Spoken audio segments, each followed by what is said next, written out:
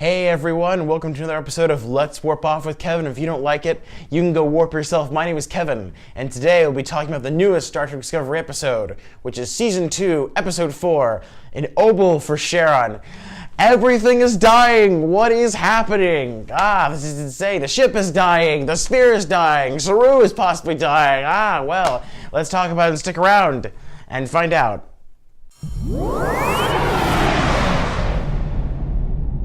Start off with seeing the first appearance, actually, of number one, who is played by Rebecca Romijn interacting with Pike. This is the first time we've seen her. She's been announced, but it's the first time we get to see her interact and everything.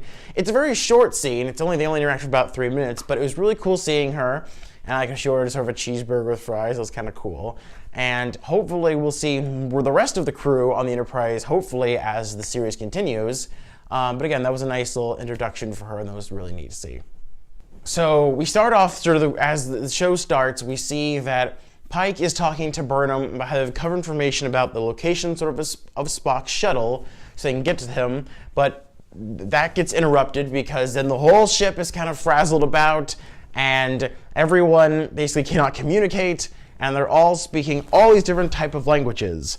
And this was a pretty cool, neat thing for Star Trek, because there's only been a couple episodes where they get into something like this. I can think of a couple from Deep Space Nine, which is Babel, I believe, and then also Little Green Men with the Ferengi as well, but not to this extent where everyone on the entire ship and crew is all speaking languages from Andorian, Welsh, German, you name it. There was quite a bit. I think there's probably about 16 different languages there or something, so that was really cool. We've never seen Universal Translator really escalated to this scale and to this showing that's big of a problem. And Saru, of course, is able to save the day because he was that guy. He was that guy in Starfleet that learned 94 different languages.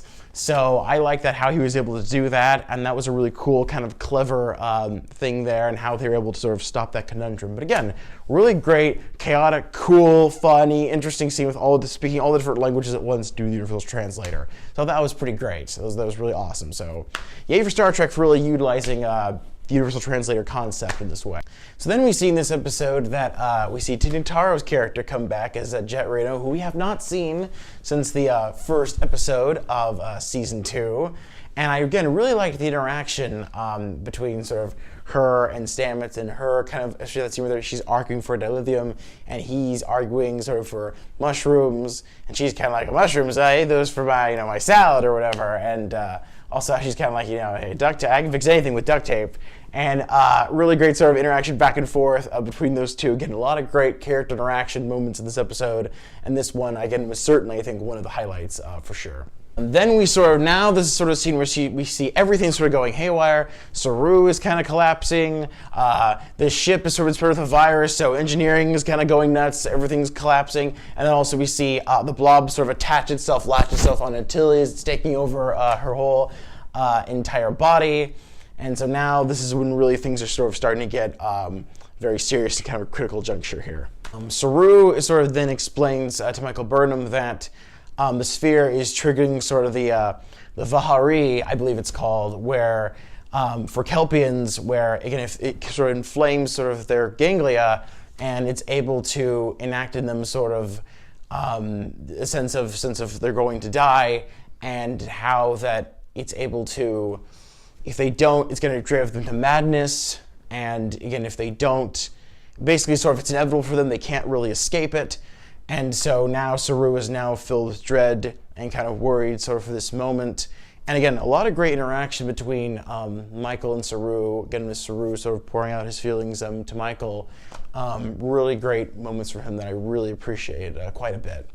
And so now we have sort of the moment, the light bulb sort of clicks, and they're kind of able to figure out sort of what's going on.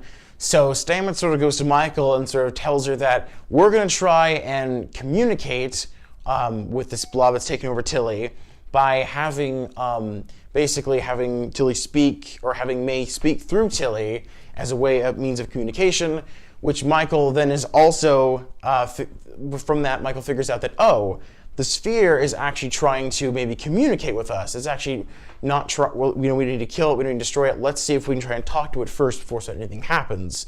So the sparks kind of hit, and they figure out, okay, this will be figured out in the episode. Part of this episode, as far as being made about death and dying, this episode is also made about sort of communication and sort of understanding, sort of figuring out what each thing wants from the other different person. You know, what's this person saying to this person, and so on and so forth. Which again, I feel like is very classic Trek.